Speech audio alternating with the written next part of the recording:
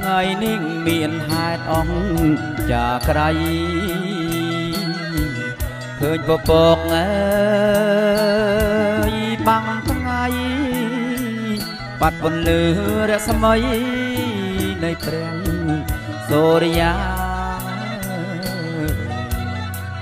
អនអាប់អើលអង្គកិនព្រំលោកយាងចុងមករក្សាព្រមទាំងអើយទេវតារុករាំងអ្នកតាគឺទាំង8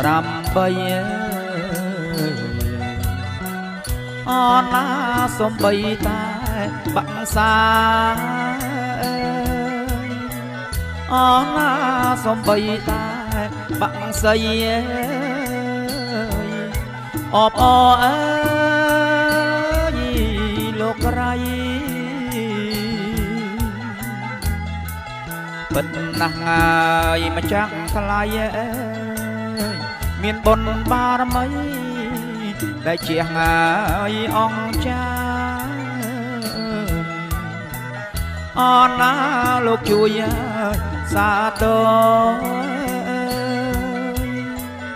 ដល់លោកជំទាវអុកញ៉ាមហាយោបាសិកាបរិញ្ញាជីវិតបរិញ្ញាជីវិតបណ្ឌិតណាយគុណធម៌រីឯអណាព្រះធិរុនព្រះអង្គក៏មិនហ៊ានបង្អោមកព្រោះកូនណាយចៅលោកព្រោះកូនចៅលោកអើយមកសុំទីទឹកដីអណារំដាប់សែនថ្វាយមានគ្រប់ដងបាយហើយនៃអាសនៈអើយបាយសីលុស្លាបរិយាយចំណៃអបអឡាជួបជុំអស់ទាំងព្រះសង្ឃពូអ៊ំមីងមីយាយតា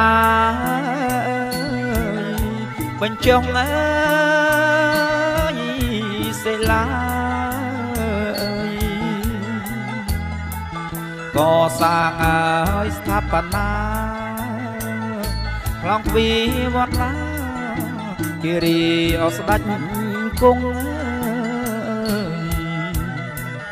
សូមអង្គវត្ថុឡើយស័ក្តិសិទ្ធិជួយថែរក្សាគុំក្រងលោកជំទាវអើយអុកញ៉ាផងសូមឲ្យលោកឆ្លងសូមឲ្យលោកឆ្លងដល់ត្រើយអនិញពៀន